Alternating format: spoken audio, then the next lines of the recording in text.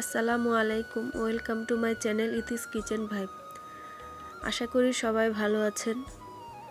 সন্ধ্যা থেকে বাচ্চারা খুব আবদার করছিল, মা কিছু নাস্তা বানিয়ে দাও। তো বাচ্চাদের বায়না তো মেটাতেই হবে। শরীরটা খুবই অসুস্থ, ঠান্ডা জ্বর, তার মধ্যেও বাচ্চাদের বাচ্চারা তো সেটা বোঝে না। বাচ্চারা মার কাছে আবদার করতেই থাকে কিছু না কিছু। তো কি বানাবো সেটা ভাবতে ভাবতে হঠাৎ মনে পড়লো ঘরে তো বাঁধাকপি আছে, দেখি বাঁধাকপি দিয়ে একটা নাস্তা বানিয়ে দিই বাচ্চাদের। আমার প্রচুর ঠান্ডা লেগেছে, কথা বলতেও খুব কষ্ট হচ্ছে। তারপরও বাচ্চাদের বায়নার তো শেষ নেই, বাচ্চারা বায়না করতেই থাকে মার কাছে। আর মার তো কিছু করার নেই, বাচ্চাদের আবদার মারই মেটাতে হয়। তারপরও চিন্তা করলাম নাস্তা যেহেতু বানাবো, আপনাদের সাথে শেয়ার কেন করব না, তাই আপনাদের সাথেও শেয়ার করার জন্য চলে আসলাম। অবশ্যই আমার এই রেসিপিটা দেখতে হলে আমার ভিডিওর প্রথম থেকে শেষ পর্যন্ত সাথে থাকবেন এবং সম্পূর্ণ ভিডিওটা দেখবেন। যদি ভালো লেগে থাকে আমার রেসিপিটা, অবশ্যই একটা লাইক করে দেবেন আর আমার চ্যানেলটা অবশ্যই সাবস্ক্রাইব করে দেবেন, আমার পাশে থাকবেন, বেল আইকনে ক্লিক করে দেবেন আমার নতুন নতুন ভিডিও পাওয়ার জন্য। আর আপনাদের বন্ধু আত্মীয় স্বজনের কাছেও শেয়ার করতে ভুলবেন না। আপনাদের মতামতগুলো কমেন্ট বক্সে জানিয়ে দিবেন। আমার যদি কোনো ভুল হয়ে থাকে, ভুলগুলো আমাকে ধরিয়ে দিবেন। আশা করি আপনারাও আমার একটা পরিবার, মানুষ মানুষের জন্য। আশা করি আপনারাও আমাকে সাপোর্ট করবেন। আপনাদের সহযোগিতায় আমি সামনে এগিয়ে যেতে পারবো, আপনারা ছাড়া আমি কিছুই না। যদি আপনারা সবাই মিলে আমাকে সাহায্য সহযোগিতা করেন, যদি লাইক কমেন্ট শেয়ার করেন, আপনাদের আত্মীয় স্বজন বন্ধুবান্ধবের কাছে যদি আমার ভিডিওগুলো শেয়ার করে দেন, সাবস্ক্রাইব করেন, অবশ্যই আমি একদিন আমার লক্ষ্যে পৌঁছাতে পারবো। অনেক কথা বললাম, আশা করি আপনারা কোনো খারাপ দৃষ্টিতে দেখবেন না আমার কথাগুলো। আমি সবগুলো উপকরণ কেটে নিচ্ছি।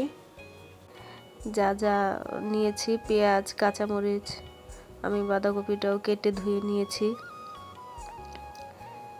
আমি আজকে বাঁধাকপি দিয়ে একটা বড়া বানাবো, আপনারা পাকোড়াও বলতে পারেন। আমার ঘরে যা যা ছিল আমি ঘরে থাকা উপকরণ দিয়ে এটা বানাবো। আমি বাঁধাকপিগুলো নিয়ে নিলাম। এখন এই বাঁধাকপির মধ্যে একে একে আমি সবগুলো উপকরণ দিয়ে দিব। দিয়ে দিচ্ছি কেটে রাখা পেঁয়াজ কুচি, দিয়ে দিলাম কাঁচামরিচ কুচি, আর দিয়ে দিলাম ধনেপাতা কুচি।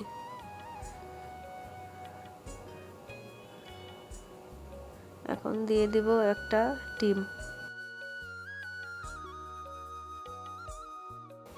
দিয়ে দিলাম হলুদের গুঁড়া, মরিচের গুঁড়া,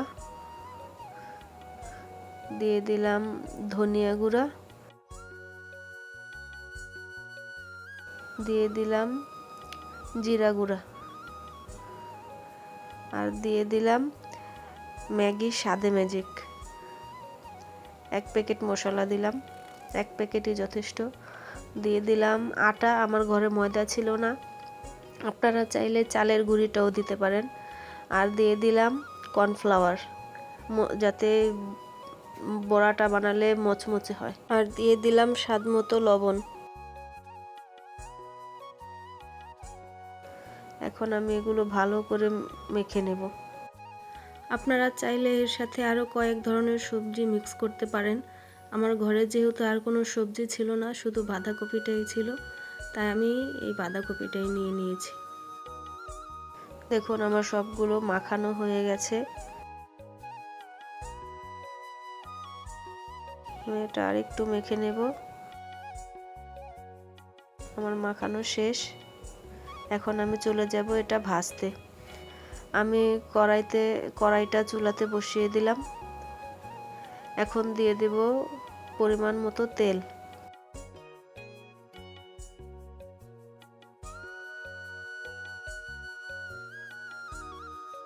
এখন আমি একটু চেক করে নিলাম তেলটা গরম হয়েছে কিনা। আমার তেলটা গরম হয়ে গেছে। আমি এক এক করে এখন বড়াগুলো ভেজে নেব।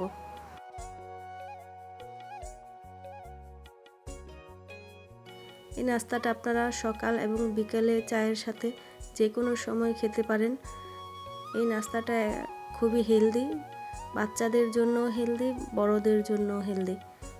বাচ্চারা যেহেতু সবজি খেতে চায় না, তা সবজি দিয়ে এমন ধরনের নাস্তা বানিয়ে দিলে বাচ্চারা খুব মজা করে খেয়ে নেয়।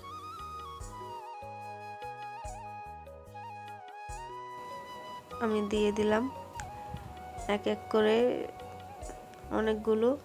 এখন আমি এগুলো ভেজে নেব লাল করে। দেখুন আমার বড়াগুলো প্রায় ভাজা হয়ে গেছে, আমি এগুলো বাদামি করে ভেজে নেব।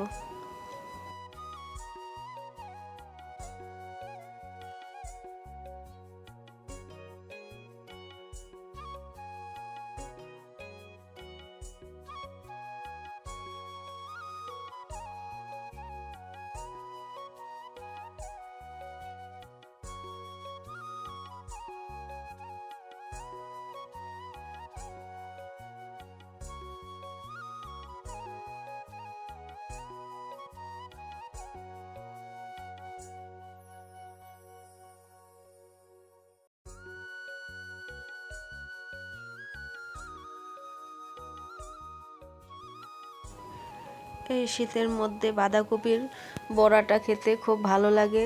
আর শীতকালীন সবজি দিয়ে অনেক কিছুই বানানো যায়। আমি এক এক করে আপনাদের সাথে শেয়ার করব আর বানাবো। আশা করি আপনারা সবাই আমার ভিডিওগুলো পছন্দ করবেন।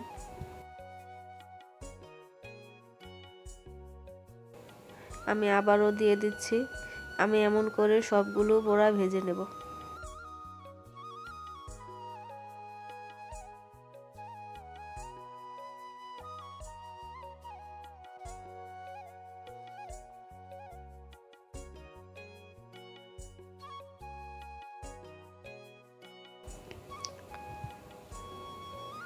দেখুন আমার এই বড়াগুলো ভাজা হয়ে গেছে। আমি সবগুলো বড়া এইভাবে ভেজে নিলাম। আমার রান্নাটা আজকে এখানেই শেষ। দেখুন আমার বাচ্চারা খাচ্ছে। আমার দুইটা বেবি খুব পছন্দ করেছে, আপনারা দেখেই বুঝতে পারছেন। আমার ছোট মেয়েটা খুবই অসুস্থ, ওর জন্য সবাই দোয়া করবেন আমার মেয়েটা যেন তাড়াতাড়ি সুস্থ হয়ে যায়। সবাইকে অসংখ্য ধন্যবাদ আমার ভিডিওটা দেখার জন্য। আশা করি আপনাদের ভালো লেগেছে। সবাই ভালো থাকবেন, সুস্থ থাকবেন আর আমার জন্য বেশি বেশি দোয়া করবেন। আল্লাহ হাফেজ।